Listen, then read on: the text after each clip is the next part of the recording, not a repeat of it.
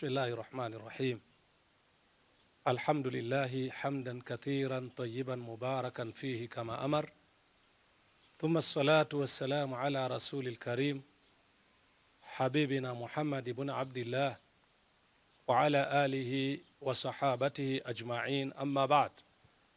Uswikum ayuha almushahidun, thumma uswi nafsi bitaqwa Allahi subhana wa laqad faza wa najal muttaqun. Ndugu zangu katika imani, wenye kushuhudia na kutizama Mahasin TV, pata kujua wema wa Uislamu. Ndugu zangu katika imani, tukizungumzia masala ya nia kwa mapana yake, leo tutakuwa tuna nukta moja kuhusiana na masala ya nia, nayo ndio mas'alatu thamin allati tataallaqu binniya. Ni masala ya 8 miongoni mwa masala yanayofungamana na kwa nia. Tutazungumzia haula salafu salih wa mualajatu nia, wema walotangulia na vile walivyokuwa wakitibu suala zima la nia. Ni vipi unaweza ukaitengeneza nia yako ikawa katika mazingira ambayo ni mazuri. Mualajatu nia wa talkhisuha min shawaibiha, kuitibu nia na kuirekebisha na kuitakasa na kila aina ya machafu. Huwa alhadafu alasma, hili ndio lengo kuu. Min kulli ma madha, kushinda yale yote yalokwisha tangulia. Wa huwa as'abu ma yakhtassu bi umuri niyya, haya ndio mambo mazito na ni magumu katika yale mambo yanayohusiana na mambo ya nia kwa ujumla. Wa hadhihi baqatu min kalami salafi rahimahumullahu haula mualajatiha, na tutaleta baadhi ya maneno ya wanawachuoni ya kuitibu nia. As'alullaha an yu'inana ala dhalika, ala tusaidie katika hilo ili tuweze kujifunza juu ya kutibu nia zetu. Sufyani Thauri rahimahullahu ta'ala min al-a'imma qala, min a'immati salaf, asema ma alajtu shay'an ashaddu alayya min niyati, sijawahi kutibu ugonjwa wa aina yoyote ambao ni mgumu kupona kushinda nia yangu. Katika magonjwa ambayo ni sugu kupona, sijawahi kutibu ugonjwa mgumu kushinda nia yangu. Liannaha tataqallabu alayya, kwa sababu hii nia inanigeuka. Kila nikiitengeneza inakaa vizuri, mara inageuka. Nikitengeneza ikakaa vizuri, inabadilika. Na mwingine ni Yusuf ibn al-Asbat. Yusuf al-Asbat anasema takhlisu niyya min fasadiha ashaddu ala al-amilina min tuli al-ijtihad, kuitakasa nia juu ya ufisadi wa nia ni jambo ambalo ni zito kushinda watu wanayefanya kazi kwa kujitahidi, wakatenda matendo mengi kwa kujitahidi, lakini kumbe yakawa hayana nia ndani yake. Kumbe ili hali angekuwa na uwezo wa kutenda matendo machache kwa nia iliye khalis, akalipwa kilicho kikubwa kabisa. Na haya ndo tunayaona katika ile hadithi ya Bwana Mtume sallallahu alaihi wasallam, la tasubbu ashabi, msitukane maswahaba wangu. Lau anfaqa ahadukum mithla uhudi dhahaban ma balagha mudda ahadihim wala nasifa, msitukane maswahaba wangu. Laiti mmoja wenu akatoa mali yake mfano wa mlima Uhudi, tena mali katika mali zinazopendwa ambayo ni dhahabu, hajafikia alichokitoa sahaba katika kiganja cha mkono wake, wala hajafikia hata nusu ya kiganja cha sahaba. Kwa nini imekuwa hivyo? Kutegemeana na nia za wale walotangulia, walitenda matendo kwa kutakasa nia zao kwa ajili ya Allah subhanahu wa ta'ala. Tofauti na leo hii, nia zetu zimekuwa zikiyumba, na wakati mwingine tunayaendea majambo hata pasina nia, lakini tunatenda. Na kukosa nia ambayo ni madhubuti ni sababu ya kufeli katika mambo yetu mengi. Ndio maana siku moja qila li Nafi ibn Habib, Nafi ibn Habib siku moja aliambiwa, ala tashhadu aljanaza, leo kuna mtu amefariki, tunaenda kwenye mazishi. Ala tashhadu aljanaza, we hauendi kushuhudia jeneza? Alichokijibu akasema, faqala kama anta hatta anwi, siendi kama vile ambavyo wewe mwenyewe unaniambia maneno haya hujaenda, mpaka ninuie. Nikiweka nia ikiwa ni madhubuti ndio nitaenda, lakini nikienda pasina nia haitonisaidia chochote. Fafakara, akafikiria, akaitengeneza nia, kisha akasema,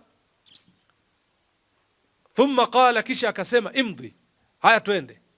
Wakaondoka wakaenda katika mazishi, lakini baada ya kuitengeneza nia yake ikawa imekaa katika mlengo ambao ni sahihi. Fudhail ibn Ubaidillah rahimahullahu ta'ala, miongoni mwa aima pia vile vile kibari, asema khisalun yanfa'uka Allahu bihinna, kuna mambo Allah anaweza kukunufaisha kupitia mambo hayo. Yale majambo ukiyafanya kwa madhubuti, Allah subhanahu wa ta'ala anaweza akakunufaisha. Miongoni mwa hayo mambo akasema, in istata'ta an ta'rifa wala tu'rafa faf'al, ukiweza kuyafanya majambo ya khairati ukayafahamu ukayatenda bila kufahamika, fanya. Yani wewe uyafahamu hayo ya kheri unayoyatenda, alafu watu wasiyafahamu. Kama utaweza kufanya, in istata'ta, kama utaweza an ta'rifa, ukatambua jambo, wala tu'rafa, wala usifahamike, faf'al, fanya hivyo. Watasma'a wala tusma' faf'al, na ukitaka kufanya ukasikia pasina kusikiwa na watu, fanya pia vile vile.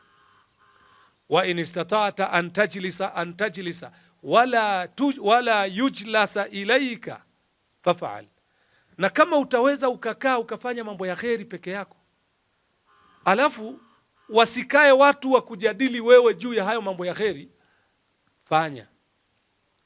Kwa maana nyingine, fanya mambo yako ukiwa una nia ambayo ni khalis, ukiwa peke yako, hata bila watu wengine kuyajua.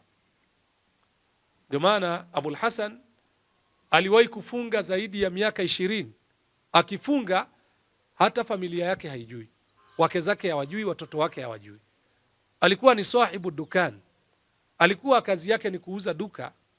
Anatoka asubuhi akibeba ile fatur, akiwa amebeba kile kifungua kinywa cha asubuhi kama chai. Akifika kule anakofanyia majukumu yake, anaenda anakitoa sadaka kwa watu. Nyumbani kwake wanajua kwamba tumempa mume wetu kile kifungua kinywa cha asubuhi, kwa hiyo amekula, amekunywa chai asubuhi. Lakini wale wa nje madukani wanasema huyu jamaa amekula nyumbani kwake, kwa hiyo amebakiza, ameshiba, ametuletea sisi huku nje. Lakini kumbe hajala nyumbani wala hajala nje. Miaka 20 hata mke wake kujua hakujua. Alikuwa akitibu nini? Akitibu nia yake, kama alivyosema Fudhail ibn Ubaid rahimahullahu ta'ala, khisalun yanfa'uka Allahu bihinna, kuna mambo Allah subhanahu wa ta'ala anaweza akakunufaisha kupitia mambo hayo. In istata'ta an ta'rifa wala tu'rafa faf'al, kama utaweza kuyafanya mambo ukayafahamu ukayatenda bila watu wengine kujua, fanya. Watasma'a wala tusma'a faf'al, kama utaweza kuyafanya ukasikia ukatenda na wala watu wasikusikie, fanya. Wa in istata'ta an tajlisa wala yujlasa ilaika faf'al, kama utaweza kukaa ukatenda mambo mazuri peke yako, alafu watu wasikae wayajadili yale uliokuwa unayatenda, manake wasiyaone wakaanza kuyajadili, fanya pia vile vile. Qala Mutarraf ibn Abdillah, Mutarraf ibn Abdillah anasema, li an abita naiman wa asbaha nadiman ahabbu ilayya min an abita qa'iman wa usbiha mu'jaban, laiti mimi nikalala usiku wote nikiwa usingizini na nikaamka nikiwa najuta kwa nini sijafanya jambo fulani, bado kuna nafuu kwangu mimi na inapendeza kwangu mimi, min an abita qa'iman wa usbaha mu'jaban, kuliko nikalala nikiwa nimesimama usiku wote katika ibada, nikakesha usiku mzima, alafu nikaamka asubuhi watu wanasimulia, la jamaa leo ameswali bwana, jamaa amesoma Qur'ani mpaka alfajiri, jamaa amefanya kadhi fulani, ameleta adhkari mpaka asubuhi, jamaa ameleta auradi mpaka alfajiri. Hii inachukiza kwangu mimi hata kuliko laiti ningelala tu kuliko kufanya chochote. Qala Abu Hazim yamesema, uktum hasanatika kama taktumu sayiatika, ficha mazuri yako kama unavyoficha mabaya yako. Ni wangapi leo wanaotenda mabaya kwa kujificha? Tena wakati mwingine wanajifungia hata milango, wanatenda mabaya wasionwe na watu, wanatenda mabaya wasifahamike. Wakati mwingine anatoka nje ya mji akatende mabaya mahala ambako hafahamiki kwa yoyote yule, wale watakayemuona hawamjui ni wa wapi. Hasa anasema uktumu hasanatika kama taktumu sayiatika, yafiche yale mazuri yako kama unavyoyaficha yale mabaya yako. Vile ambavyo haupendi watu wayazungumze mabaya yako, kadhalika usipende watu kuzungumza mazuri yako. Uktum hasanatika kama taktumu sayiatika, ficha yale mazuri yako kama unavyoficha yale mabaya yako. Kama ilivyokuja katika riwaya, istainu bilkitmani, jitahidini kujisaidia kwenye mambo yenu ya kheri kwa kuyaficha, msidhihirishe sana nia zenu. Qala al-Amash rahimahullahu ta'ala, Imamu al-Amash akasema, kana Abdurrahman ibn Abi Layla yusalli, Abdurrahman ibn Abi Layla alikuwa akiswali, fa idha dakhala alayhi ad-dakhilu nama ala firash, alikuwa akisimama usiku anafanya ibada za sunna, anaswali. Akiingia mtu yoyote kwenye chumba anakoswali yeye, akiona mlango unaguswa tu analala kitandani. Mtu akiingia anasema, hadha yanamu ila mata, huyu jamaa muda wote mwenyewe amelala tu, anakoroma tu, amelala tu. Huyu jamaa kazi yake ni kulala tu, analala mpaka lini?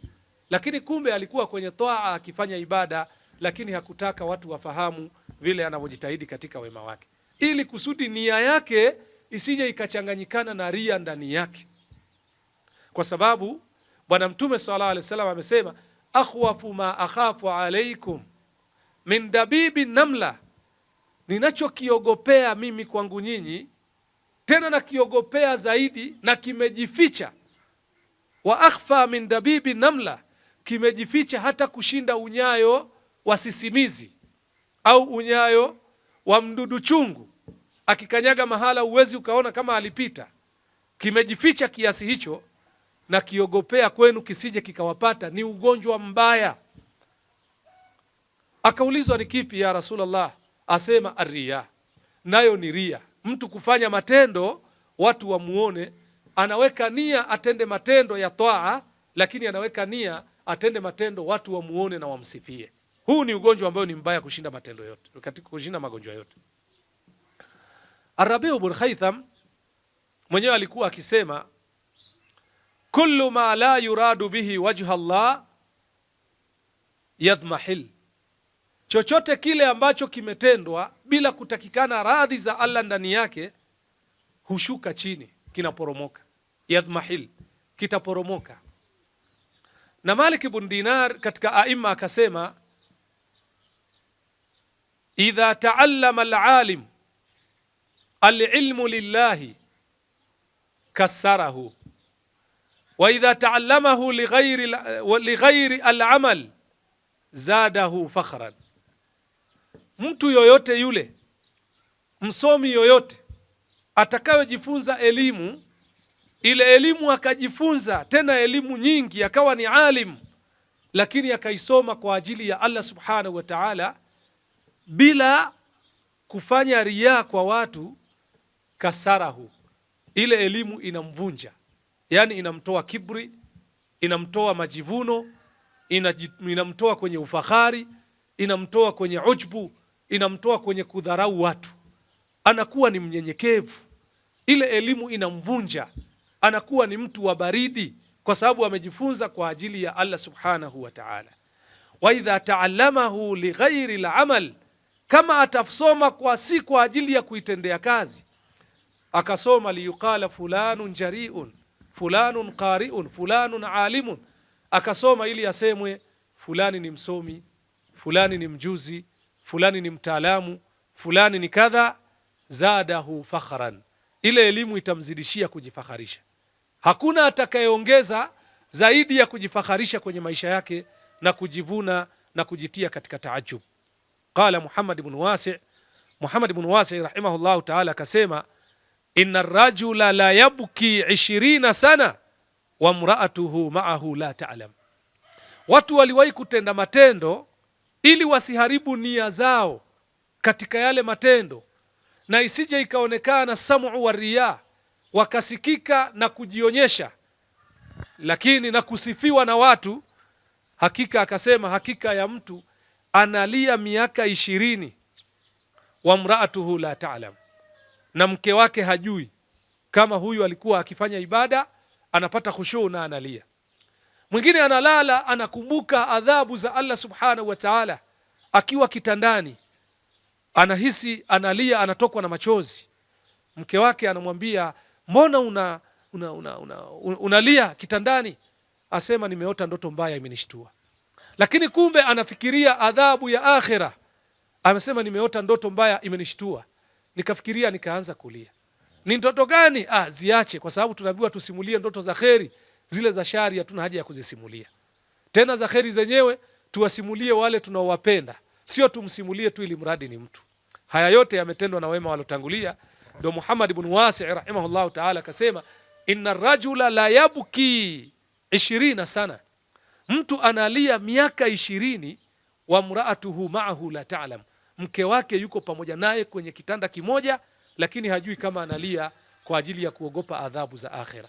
Hajui. Akimwambia, mbona mattress imeloana, mbona godoro limeloana, shida nini? Nimeota ndoto ambazo zimenifadhaisha, kwa hiyo nimejikuta nalia, hata sijajua sababu ni nini. Ndugu zangu katika imani, qala Sufyan Thauri rahimahullahu ta'ala, Sufyan Thauri akasema, talabtu al-ilma falam yakul li niyya, mimi nimetafuta elimu sikuwa na nia ya kuwa msomi, na nimetafuta elimu sikuwa na nia khalisi kwa ajili ya Allah. Thumma razaqani Allahu niyya, katika kutafuta kule elimu nilikuwa nikijifakhari na ile elimu, nikijifakhari nayo, Allah kaniruzuku nia. Fasirtu mutawadhi'a, nikawa ni katika watu wanyenyekevu, nikawa hata ile watu kujua kwamba mimi ni msomi sitaki, hata watu kujua kwamba mimi nimesoma kadha na kadha sitaki, walifahamu hilo. Fudhail ibn Iyad rahimahullahu ta'ala mwenyewe akawagawa watu katika makundi yafuatayo. Akasema, tarkul amalu min ajli nasi riya, kuna mtu anaacha matendo ili watu wasimuone. Tarkul amali min ajli nasi riya, kuacha matendo kwa ajili ya watu ni riya. Wal amalu min ajli nasi shirki, na kufanya kwa ajili ya watu ni ushirikina. Wal ikhlasu ayuafika Allahu minhuma, mtu ameacha kufanya matendo, kaacha kuvuta sigara ili watu wasije wakamuona na wakamsema fulani amevuta sigara, kaacha kunywa pombe ili watu wasije wakasema fulani ni mlevi, kaacha kufanya ibadati watu wasije wakasema fulani ni mcha Mungu. Kuacha matendo kwa ajili ya watu ni ria. Kwa hiyo kumbe atakana utende matendo, lakini pasiwepo na taajubu ndani yake, pasiwepo na fakhru ndani yake. Utende pasina kuwaonyesha watu, yakidhihirika kwa watu isiwe ni lengo lako, halikuwa ni lengo lako. Hayajadhihirika kwa watu, fabiha wa neema, hiyo ni nurun ala nurin, hiyo ndo nuru juu ya nuru.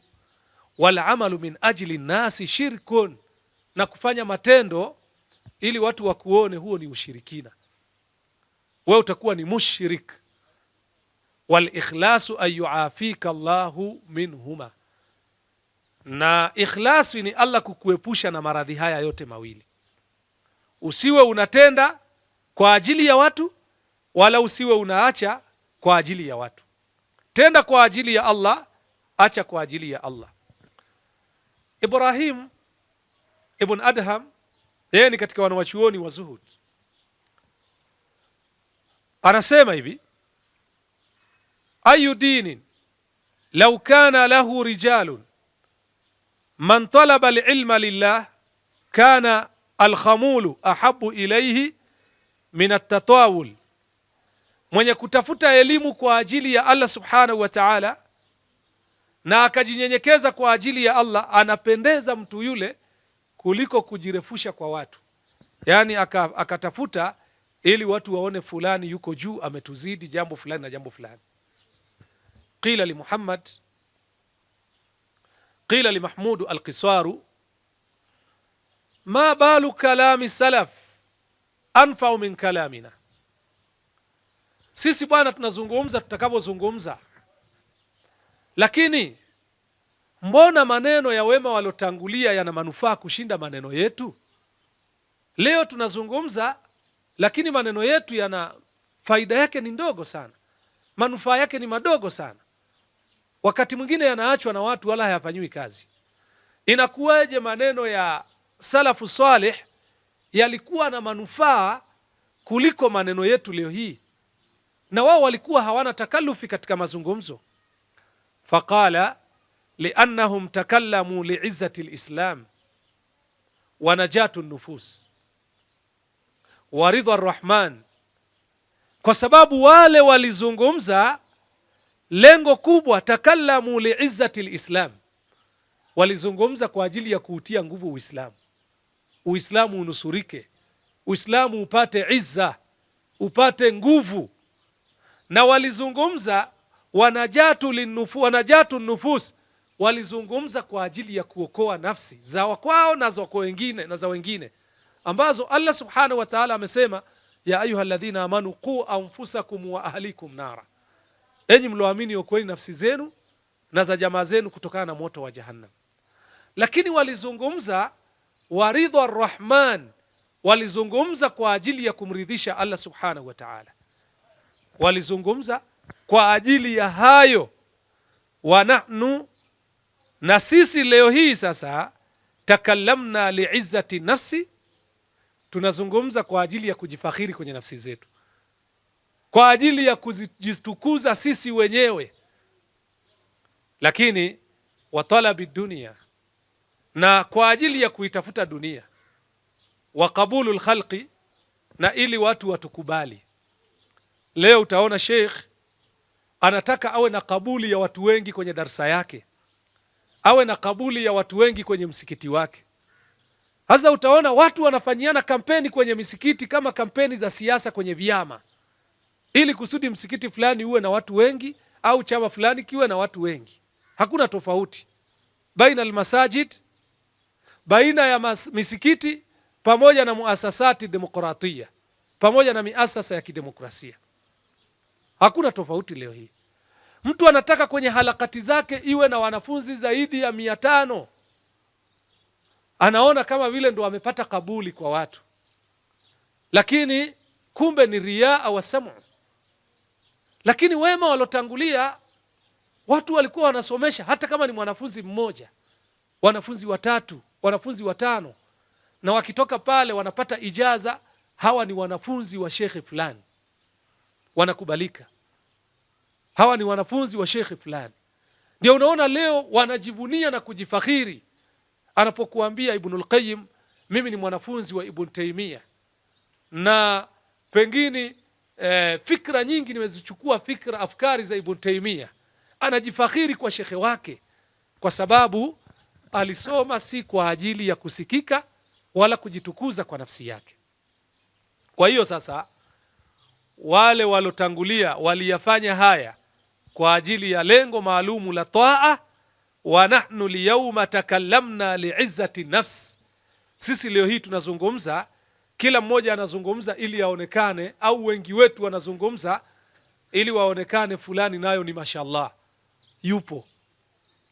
Wa talabi dunia, na tunazungumza kwa ajili ya kuitafuta dunia. Qala Ibn Qutayba, akasema Ibn Qutayba rahimahullahu ta'ala, akasema kana talibu ilmu fima madha, alikuwa mtafuta elimu katika wale walotangulia, yasma liya'lam, anasikiliza ili ajifunze, ajue. Wa ya'lama liyamal, na anasoma anafahamu ili afanyie kazi. Wa yatafaqah fi dinillah liyantafi'a wa yanfa', na anapata ujuzi katika dini ya Allah ili anufaishe na anufaike mwenyewe. Wa qad sara al'ana, lakini ikawa kinyume chake leo hii. Wa qad sara al'ana, imekuwa hivi sasa, yasma'u liyajma', mtu anasikiliza elimu ili aikusanye hiyo elimu. Wa yajma'a liyudhkara, na anaikusanya ile elimu ili atajwe, watu wamtaje, fulani ni msomi, mashallah, ana degree kadhaa, daktari fulani na kadhalika, ili atajwe. Lakini pia wayahfadh liyaghliba wa yafkhar, na anahifadhi ili awashinde watu na ajifakharishe. Anahifadhi ili awashinde watu na ajifakharishe, awe na uwezo wa kushindana na watu, awe na kujifakhari kwa watu, aonekane yeye ni msomi zaidi. Kwa hiyo hii nia hii tatakallab, yatakana kila mmoja wetu aangalie amru nia, lianna nia ra'sul ibada, kwa sababu nia ndiyo kichwa cha ibada zote tunazozifanya. Ama mas'alatu tasi'a an-niyya fi talab al-ilm, mas'ala ya 9 ambayo tutayagusia kwa ufupi ni nia katika kutafuta elimu. Amesema Sheikh Wahid Abdussalam Bali rahimahullahu ta'ala fi muqaddimati kitabihi Bidayatu al-Mutafaqih, anasema hivi: an-nawaya allati yanwiha talib al-ilm, nia anazozinuia mwenye kutafuta elimu ni hizi zifuatazo. Nia ya kwanza, ayataallama liya'budu Allaha ala basira. Mtu wa kwanza anayeweka nia katika kutafuta elimu ni yule anayesoma, anaweka nia asome ili aje yamwabudu Allah subhanahu wa ta'ala kwa ufahamu. Na hii ni kauli yake Allah subhanahu wa ta'ala, qul hadhihi sabili ad'u ila Allahi ala basira ana wa man ittaba'ani fa subhanallahi wa ma ana minal mushrikin. Sema hii ndo njia yangu, nalingania kwa Allah subhanahu wa ta'ala kwa ufahamu, ana wa man ittaba'ani, mimi na wale wote wanaonifuata mimi.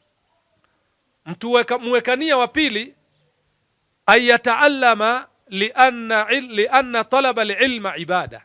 Mwekania wa pili anajifunza kwa sababu kutafuta elimu ni ibada, kama ilivyokuja katika hadithi ya Bwana Mtume sallallahu alaihi wasallam, man salaka tariqan yaltamisu fihi ilman sahala Allahu lahu bihi tariqan ila aljanna, wa fi riwaya tariqa min turuqil janna.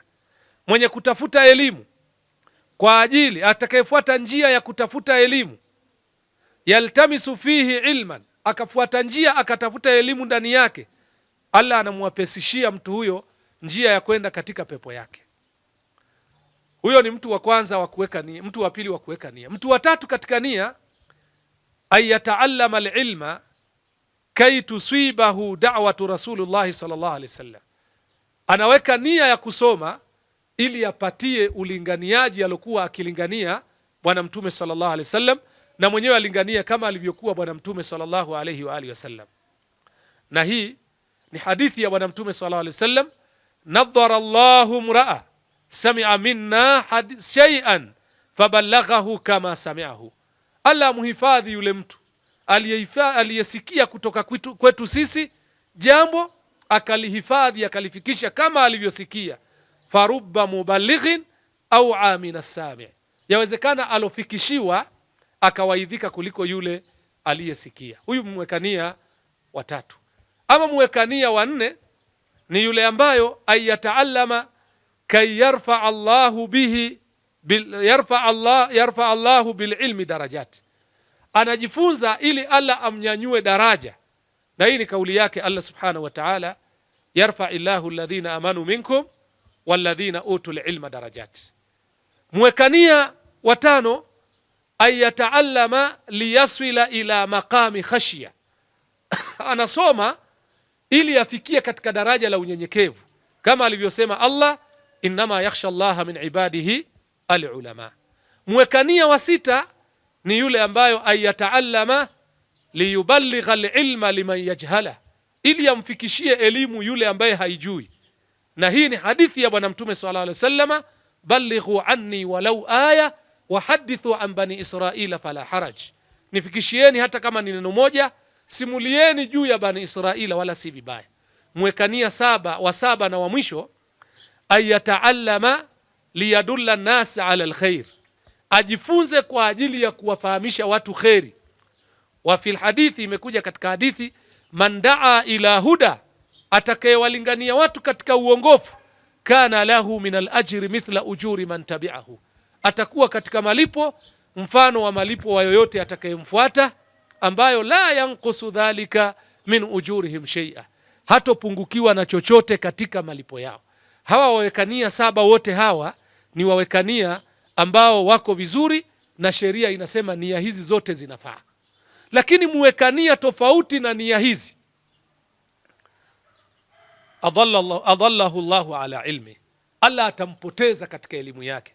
Afaraaita man ittakhadha ilahahu hawahu wa adallahu Allahu ala ilmi, waona yule aliyejalia matamanio ya nafsi yake ndo Mungu wake, yanamuongoza anavyotaka yeye, Allah akampoteza kutokana na elimu alokuwa nayo. Kwa hiyo wawekania katika wenye kutafuta elimu wako katika hali hii. Na kwa hiyo ndugu zangu katika imani, karibuni tena katika kipindi chetu, lakini pia karibuni tena katika channel yetu Mahasin TV, pata kujua wema wa Uislamu. Wajazakumullahu khairan, wassalamu alaikum wa rahmatullahi wa barakatuh.